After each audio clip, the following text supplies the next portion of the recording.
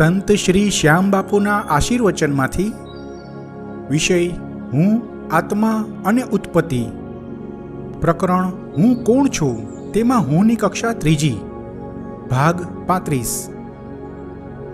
ગયા ભાગમાં માનસિક જગતમાં બુદ્ધિના સ્તર વિશે સમજ્યા। હવે આગળ ચિત્તના સ્તરમાં સમજીએ। માનવીના માનસિક જગતમાં સૌથી મહત્વનું, સૌથી જટિલ અને સૌથી વિશાળ આ ચિત્તનું સ્તર હોય છે, અને આ સ્તર માનસિક જગતમાં બુદ્ધિના સ્તર કરતાં પણ વધારે ગહેરાઈમાં આવેલું છે અને તેથી પણ વધારે ગહેરાઈ સુધી પહોંચતું હોય છે। ચિત્તના સ્તરના 6 પેટા સ્તર હોય છે। ચિત્તનું લેવલ અને તેના સબ લેવલ હોય છે, અને દરેક પેટા સ્તરમાં અસંખ્ય વિભાગો, ડિવિઝન હોય છે। તે દરેક વિભાગના પણ અનેક પેટા વિભાગો, સબ ડિવિઝન હોય છે।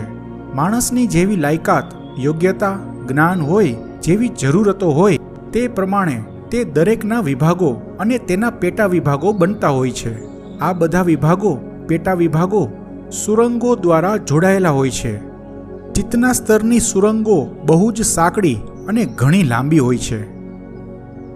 બુદ્ધિના સ્તરને આદેશો ચિત્તના સ્તર પરથી જ મળતા હોય છે, જેમ કે કેવા કર્મો કરવા, કેવા કર્મો ન કરવા, જ્ઞાનનો ઉપયોગ કેવો કરવો, આ બધી રૂપરેખા ચિત્તના સ્તર પર તૈયાર થતી હોય છે।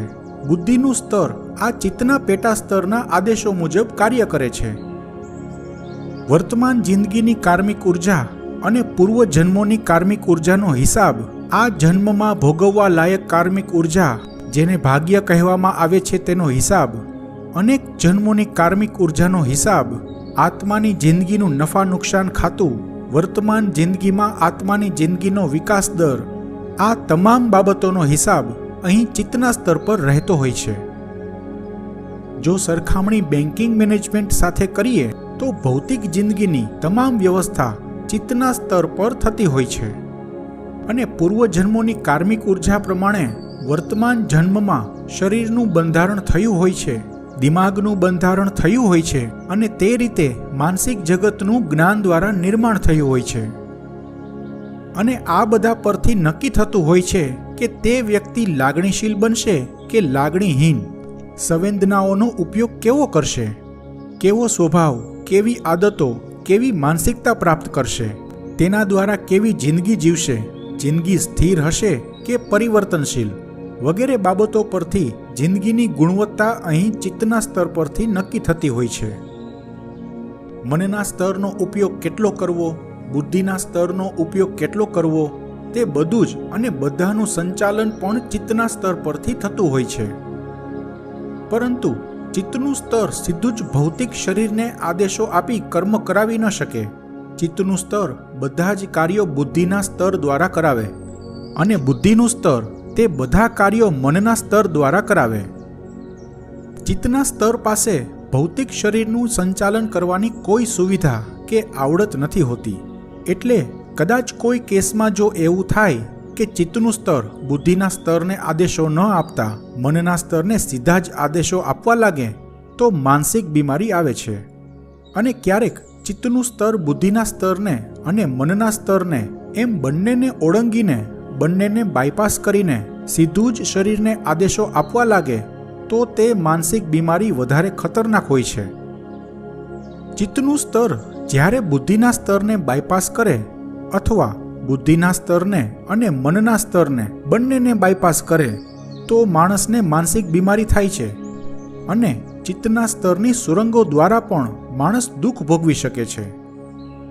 આવી રીતે માણસને માનસિક તકલીફ થાય છે અને બીમારી પણ આવી શકે છે। તેના 3 પ્રકારો વિશે જોઈએ। પ્રકાર પહેલો, બુદ્ધિનું સ્તર બાયપાસ થાય છે અને ચિત્તનું સ્તર સીધું જ મનના સ્તરને આદેશો આપવા લાગે છે। પ્રકાર બીજો, બુદ્ધિનું સ્તર અને મનનું સ્તર બંને બાયપાસ થાય છે, ચિત્તનું સ્તર સીધું જ શરીરને આદેશો આપવા લાગે છે। પ્રકાર ત્રીજો, ચિત્તના સ્તરના કોઈ પણ પેટા સ્તર પર ત્યાંની ખોટી સુરંગમાં ફસાઈ જવું। હવે માનસિક તકલીફ કે બીમારીના આ 3 પ્રકારોને જોઈ લઈએ। પ્રકાર પહેલો, માનસિક બીમારીના આ પ્રકારમાં ચિત્તનું સ્તર બુદ્ધિના સ્તરને અવગણીને બુદ્ધિના સ્તરને બાયપાસ કરીને મનના સ્તરને આદેશો આપી કાર્યો કરાવવા લાગે છે, જેનાથી બુદ્ધિના સ્તરનું ફિલ્ટર પોતાનું કાર્ય બજાવી શકતું નથી. તેથી ચિત્તના સ્તર પર ચાલતી નાની નાની અંદરની પ્રક્રિયાઓ પણ મનના સ્તર સુધી પહોંચવા લાગે છે, અને મનનું સ્તર તે બધી પ્રક્રિયાઓને સમજી શકતું નથી. તેથી વિવેક, તેની સમજણ કામ નથી કરતી, કારણ કે મનનું સ્તર આવા આદેશોને સમજી ન શકે. ફક્ત બુદ્ધિના સ્તરના આદેશો જ સમજી શકે છે. અને ચિત્તના સ્તર પર ચાલતી વૈચારિક ગતિવિધિ પણ તર્કબદ્ધ હોતી નથી. તે બધું કામ બુદ્ધિના સ્તરનું હોય છે. તેથી મનના સ્તરને સુવ્યવસ્થિત આદેશો મળતા નથી, જેનાથી માનસિક જગતની વ્યવસ્થા ખોરવાય છે, જે સાધારણ વ્યવહારમાં પણ દેખાય છે, અને જો વધે તો બીમારી રૂપે પણ બહાર વર્તનમાં દેખાય છે. આ પહેલા પ્રકારમાં માણસની વાતો અસંગત હોય છે. બુદ્ધિમાન હોઈ શકે, પરંતુ બુદ્ધિનો ઉપયોગ ન કરી શકે. વ્યવહારમાં બુદ્ધિ પ્રતિભા ન દેખાય. જો કોઈ પણ પ્રકારના વ્યસન કે ખરાબ આદતો હોય તો ઈચ્છવા છતાં ન છોડી શકે. આવા માણસને તર્કબદ્ધ સમજાવવા છતાં તેનો અમલ ન કરી શકે. પોતાની અલગ દુનિયામાં રહેતો હોય, અતાર્કિક વર્તન કરતો હોય. કોઈ માણસ સાવ એકલો રહેતો હોય તો એકાંતમાં પણ અર્થ વગર બોલબોલ કર્યા કરે, બકવાસ કર્યા કરે. કોઈ માણસ જરૂર વગર કે અર્થ વગર પોતાની વાત કર્યા કરે, બેહુદું વર્તન કર્યા કરે. કોઈ માણસ પરિસ્થિતિથી વિપરીત વર્તન કરે. જો પરિસ્થિતિ વધારે વણસે તો તે બીમાર પણ થઈ શકે છે. આવી બીમારીમાં ઓસીડી, ઓબ્સેસિવ કમ્પલ્સિવ ડિસઓર્ડર થઈ શકે છે. પછી મૂડ ડિસઓર્ડરમાં ઘણા પ્રકારો હોય છે, તે બધા થઈ શકે છે. અમુક પ્રકારના પર્સનાલિટી ડિસઓર્ડર થઈ શકે છે. અને આવા બીજા ઘણા માનસિક રોગોમાં ચિત્તનું સ્તર સીધું જ મનના સ્તર પર આદેશો આપી કાર્યો કરાવે છે. આવી બીમારીમાં માણસ ક્યારેક સમજી શકે કે તેને કંઈક માનસિક તકલીફ થઈ છે, પરંતુ પોતાને સંભાળી ન શકે, અને ક્યારેક તો પોતાની જાણ બહાર પણ તે વિચિત્ર વર્તન કરી શકે. જેમ કે કોઈ માણસ જરૂર વગર વારંવાર સાફ સફાઈ જ કર્યા જ કરે, અથવા તો કોઈ કાર્ય કે કોઈ વાતનું રિપીટેશન કર્યા કરે. કારણ કે બુદ્ધિનું સ્તર કામ નથી કરતું, તેથી તેની વાત કે વર્તન તર્કસંગત હોતા નથી. માનસિક તકલીફ કે બીમારીનો પ્રકાર બીજો. ક્યારેક એવું બને કે ચિત્તનું સ્તર બધી સુવિધાને અવગણીને, એટલે કે બુદ્ધિના સ્તરને અને મનના સ્તરને બાજુમાં કરીને સીધા જ શરીરને આદેશો આપવા લાગે છે. જો અને જ્યારે એવું થાય તો તે બીમારી રૂપે પ્રગટ થાય છે. આવી બીમારી ભયંકર હોય છે, કારણ કે ચિત્તના સ્તર પાસે એવા ડ્રાઈવર હોતા નથી કે શરીરને ચલાવી શકે કે સંભાળી શકે.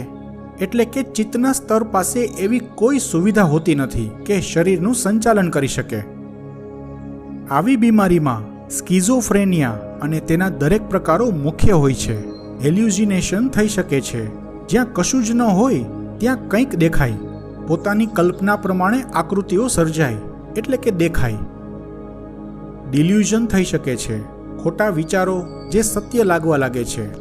પોતાના અંગત હિતેચ્છુ માણસો પણ દુશ્મન લાગવા લાગે છે.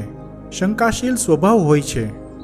અને બીજી પણ ઘણી બીમારીઓ થઈ શકે છે, કારણ કે ચિત્તના સ્તરની કલ્પનાઓ વિચારો બનીને બહાર આવવા લાગે છે.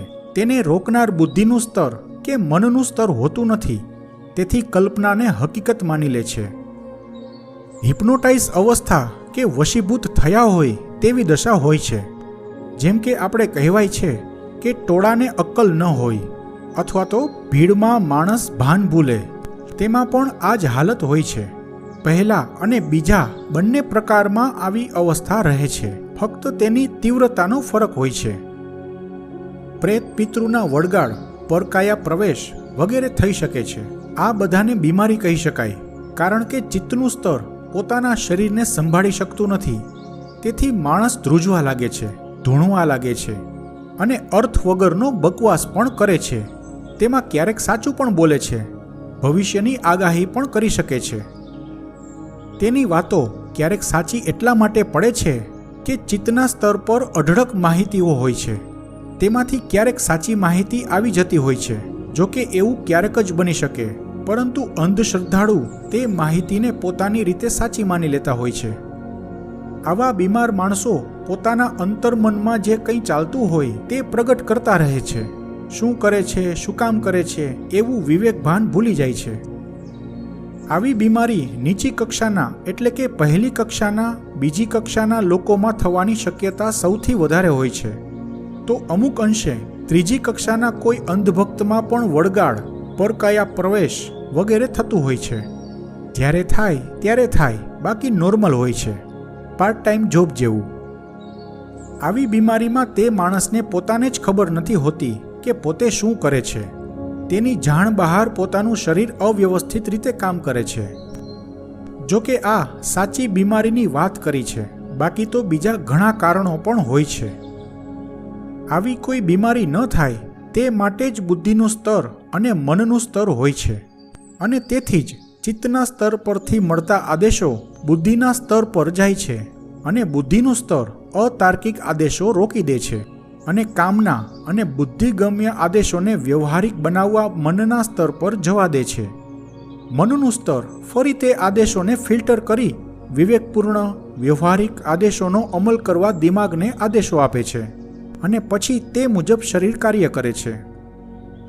માનસિક તકલીફ કે બીમારીનો પ્રકાર ત્રીજો, ચિત્તના સ્તર પરની ખોટી સુરંગમાં ફસાઈ જવું. ચિત્તના સ્તર પર લાંબી લાંબી અને સાંકડી અસંખ્ય સુરંગોની ભૂલભુલામણી હોય છે. તેમાં માણસ અજાણતા જ ફસાઈ જાય છે અને બહાર નીકળવું મુશ્કેલ થઈ પડે છે. મુખ્યત્વે માનસિક જગતની આ પરિસ્થિતિમાં ડિપ્રેશન થાય છે, જેમાં હતાશાથી લઈને આત્મહત્યા કરવા સુધીના વિચારો હોય છે. બાકી તો આ પરિસ્થિતિ જીવનલક્ષી હોય છે. તેથી મોટા ભાગે આમાં બીમારીનું નિદાન થઈ શકતું નથી, કારણ કે આ શરીરની બીમારી કે માનસિક બીમારી નથી હોતી. આને વૈચારિક બીમારી કહી શકાય.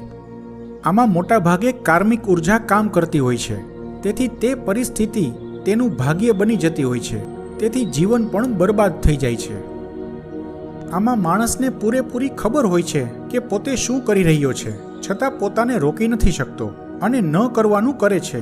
વિચાર્યા વગરનું કાર્ય કરે છે, અથવા તો જે કાર્ય કરવાનો વિચાર કર્યો હોય, જે પ્રમાણે કાર્ય કરવાનો વિચાર કર્યો હોય તે પ્રમાણે નથી કરતો કે નથી કરી શકતો.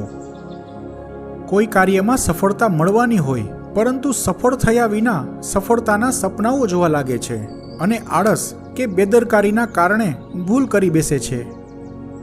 તર્કબદ્ધ દલીલો સાચી જ હોય છે, પરંતુ નિર્ણયો ખોટા લે છે, અથવા તો પોતાના વિચારોની ખોટી પેટર્નના કારણે કાર્યનું વિપરીત પરિણામ આવે છે. આ બધી રીતે જોઈએ તો માનસિક બીમારીના કોઈ લક્ષણો નથી હોતા, પરંતુ જીવન પ્રત્યેનો દ્રષ્ટિકોણ નકારાત્મક થઈ જાય છે. મોટા ભાગે તો આવા માણસો નસીબમાં, ભાગ્યમાં માનવા લાગે છે, જેથી પોતાની નબળાઈઓ છુપાવી શકાય. ખરેખર તે લોકોની ભાગ્યમાં માનવાની માન્યતા સાચી હોતી નથી, કારણ કે જે લોકો જ્ઞાનપૂર્વક ભાગ્યમાં માનતા હોય તે લોકોને દુઃખ સતાવતું નથી અને જિંદગી પ્રત્યે સકારાત્મક અભિગમ હોય છે. જ્યારે આ લોકોનો જિંદગી પ્રત્યેનો અભિગમ નકારાત્મક હોય છે, પોતે નિરાશાવાદી હોય છે અને પોતાની નાકામયાબી ભાગ્યના હવાલે કરતા હોય છે. માનસિક જગતની આ 3 પ્રકારની અવસ્થા સિવાય પણ બીજી ઘણી બધી જટિલતા હોય છે, જેનો વિસ્તાર અહીં નહીં કરીએ. જ્યાં જેટલી જરૂર હશે તે પ્રમાણે આગળ સમજતા જઈશું. આ ફક્ત ચિત્તના સ્તરની ગંભીરતા સમજાવવા માટે આટલી રૂપરેખા આપી છે. तख़य्युल में भटकता जब मन भीतर की पाता भूल भुलैया ध्यान करो तुम अविरत उनका तसव्वुर की ताकत को पहचानो. અર્થાત અહીં 2 શબ્દો સમાનાર્થી જેવા છે, પરંતુ મતલબ ભિન્ન છે. તખય્યુલ એટલે ખ્યાલ, કલ્પના. તસવ્વુર એટલે ચિંતન, મનન, ધ્યાન, ખ્યાલ, કલ્પના, વિચારો.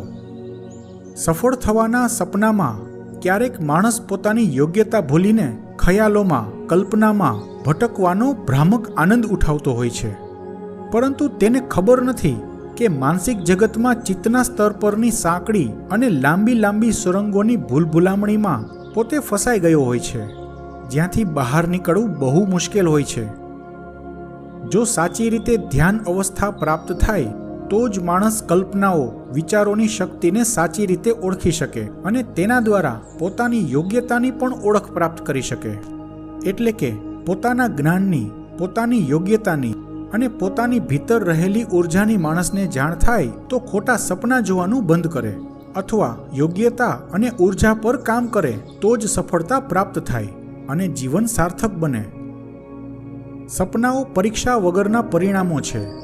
પરીક્ષા નામની પ્રક્રિયામાંથી પસાર ન થાય છતાં પરિણામ સારું જ આવશે એવી ઠગારી આશા રખાવે તેનું નામ સપનું.